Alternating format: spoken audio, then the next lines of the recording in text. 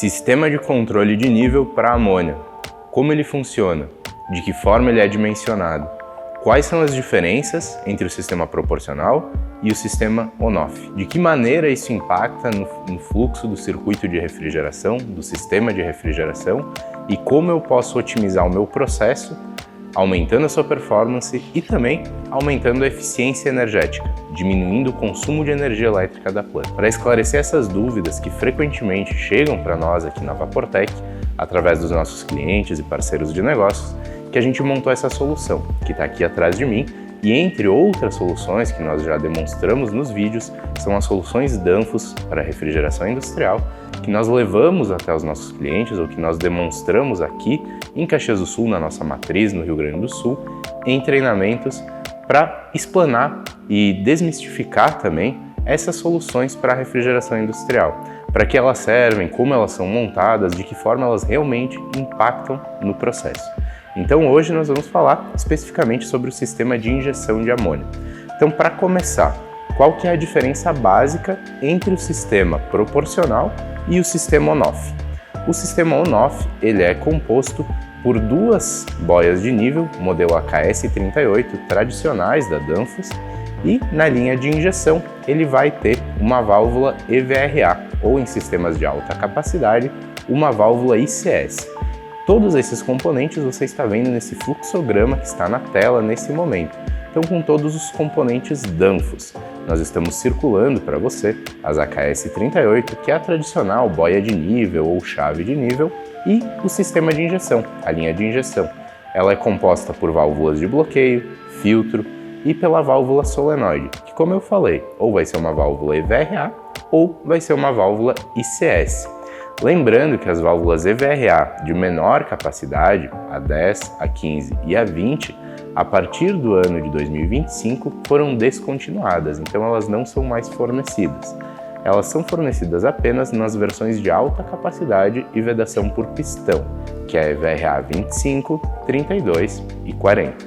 E também de alta capacidade, como eu falei, a válvula ICS, utilizada com o piloto EVM na função de solenoide.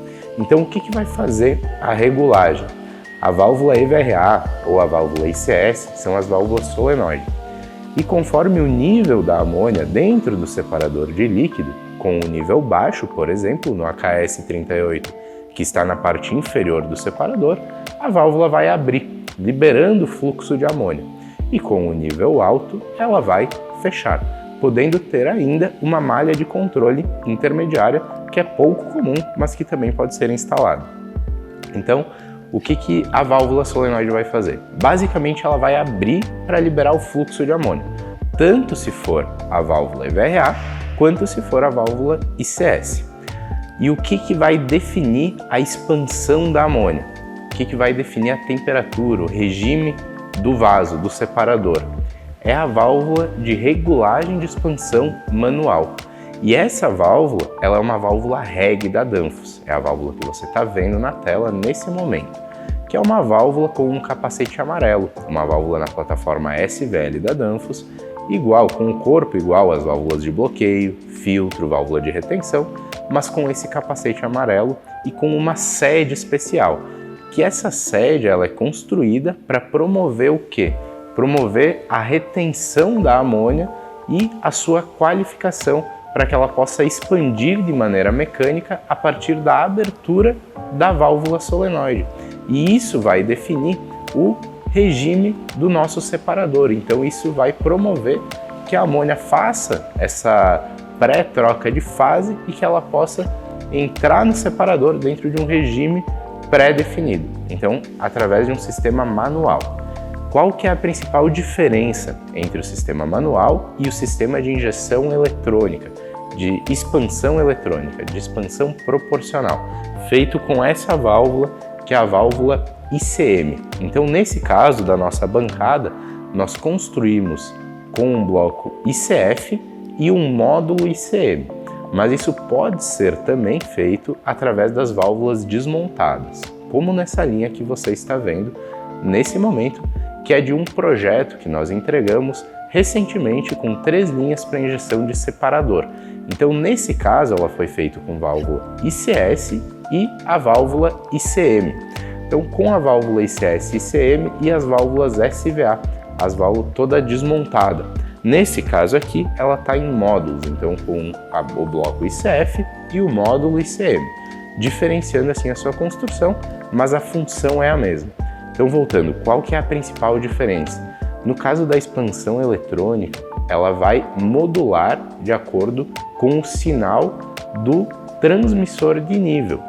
E no caso da expansão on-off, que é o exemplo que nós estamos falando agora por primeiro, ela vai ter uma regulagem mecânica definida no projeto. Então, por exemplo, o meu separador é de 1 milhão de quilocaloria e eu vou definir o número de voltas que eu preciso dar na minha válvula de regulagem de expansão manual, na minha válvula reg, para que eu possa ter esse ajuste, para que eu possa ter essa expansão mecânica feita na amônia no momento que a válvula solenoide abrir e que essa amônia for injetada no meu separador. Então, como que isso vai acontecer? Dentro do Cool Selector, do software da Danfoss, eu vou ter um apontamento sobre qual é o modelo indicado pela capacidade, pelo regime, com os dados do processo e, além disso, o número de voltas necessário que eu preciso dar na válvula reg. Então, eu vou dar esses números de volta, só que esse ajuste que for feito na válvula de regulagem manual, ele considera o máximo de quilocal do processo, a máxima capacidade. E o que vai acontecer com o processo de refrigeração ao longo do dia, ou ao longo da semana, ou ao longo do mês? Ele naturalmente, como uma geladeira, um ar-condicionado ou qualquer processo de refrigeração, vai estabilizar. E nessa estabilização, a válvula vai estar regulada para a máxima capacidade, para 1 milhão de quilocal. Só que, na verdade, o número de quilocal, ou seja, a necessidade de transferência de energia que eu vou ter no meu processo, ela não é essa, ela é menor. E com isso, o que vai acontecer dentro do meu separador?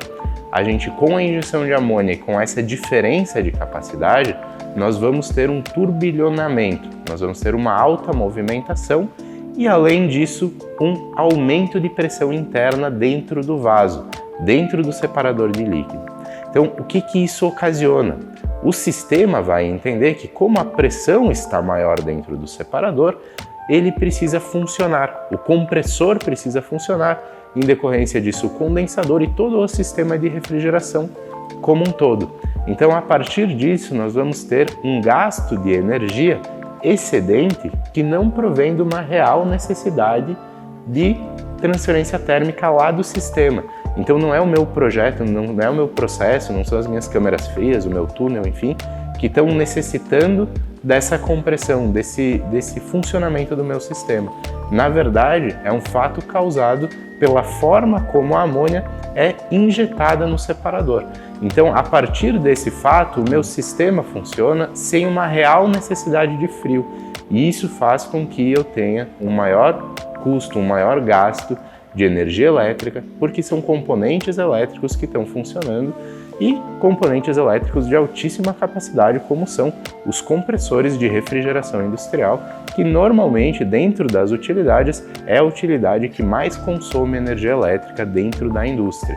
Então, onde o sistema proporcional, que é esse sistema que está aqui atrás de mim demonstrado, aonde ele se diferencia, por que ele é diferente, de que forma ele soluciona esse problema e como que a eficiência energética, o meu consumo de energia, pode ser otimizado.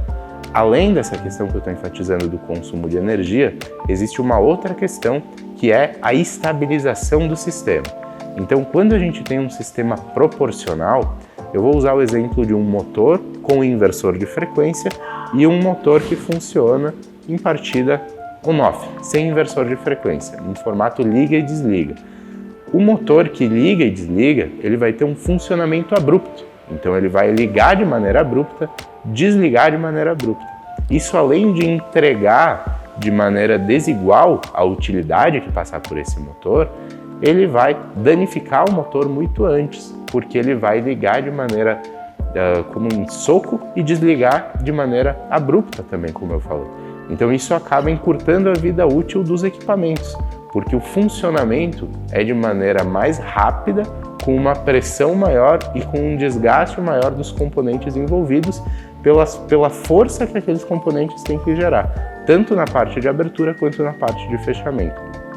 Quando o sistema é proporcional, isso não se aplica. Por quê? O sistema proporcional ele não para de funcionar. É como um ar-condicionado inverter. Ele vai modular o seu funcionamento de acordo com a real necessidade do processo naquele momento. Então, com a baixa da carga térmica lá do frigorífico, do meu processo, das câmaras, depois da entrada do produto e da estabilização do meu sistema, o que vai acontecer com a válvula proporcional? Ela vai modular, ela não vai mais estar 100% aberta, liberando uma quantidade muito significativa de amônia, que é o fluido refrigerante que vai absorver a caloria do meu produto no processo, porque esse produto já cedeu a sua caloria e já está refrigerado. Então eu preciso somente manter essa refrigeração. E é aí que vai entrar a válvula ICM novamente com um diferencial, além da eficiência energética, com o diferencial de suavizar o sistema e direcionar de forma gradual apenas a quantidade necessária de fluido refrigerante, estabilizando. E quando a gente começa a tornar o nosso sistema mais proporcional na injeção de líquido do separador, nos compressores através da utilização de inversores de frequência, nos ventiladores dos condensadores também através do uso dos inversores e em outras partes do processo, por exemplo, na sucção das câmaras frias, tornando isso suave, utilizando a ICLX, onde tem o degelo, que é uma válvula que abre em 2 etapas. Então, quando a gente começa a fazer esses processos no sistema, o que nós evitamos? Golpe, choque hidráulico, golpe de líquido. Então, toda uma série de fatores, manutenção excessiva de válvulas, troca excessiva de juntas e componentes, entrada de ar no sistema em função desses desgastes e desse funcionamento abrupto. Então, o sistema, quando ele é convertido para trabalhar de maneira proporcional, ele se torna um sistema mais suave, um sistema que demanda menos manutenção e que tem uma maior eficiência energética. Isso faz muita diferença tanto na conta de luz quanto na conta de manutenção, tanto em termos de componentes utilizados quanto em termos de serviços necessários, porque o time de manutenção vai ter que estar atuando frequentemente no sistema on-off, por funcionar sob essa pressão e com a necessidade de tanta força para ser estanque ou também para liberar a passagem do fluido.